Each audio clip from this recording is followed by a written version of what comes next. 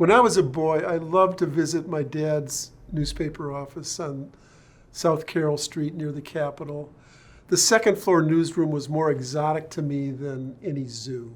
The glue pots, the smell of ink, the old copy editors in their suspenders, the teletype machine, the typewriters clacking away, and my dad in the middle of it all, in his element, just so happy.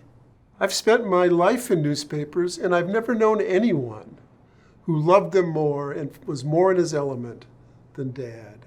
Everything about newspapers, the editing, the words, writing the right headline, talking politics, going into the back shop and talking to the printers.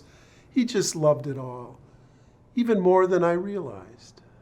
When I was writing my book about the McCarthy era and my dad's travails during that period, I came across a letter he wrote to my mother during World War II when he was the commander of an all-black unit training to go to Okinawa.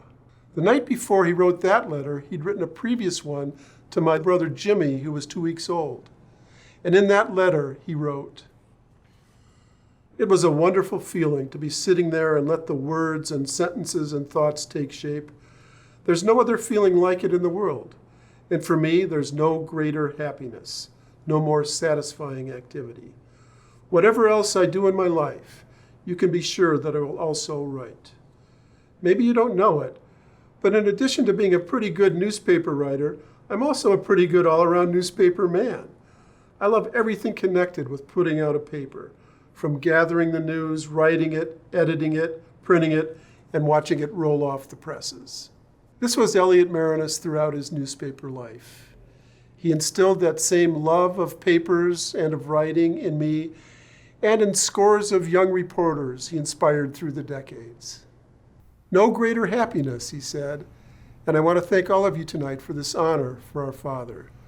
It makes my older brother Jim and sister Jean and our entire family happy that you recognized Elliott Maraniss for what he was, a great newspaper man.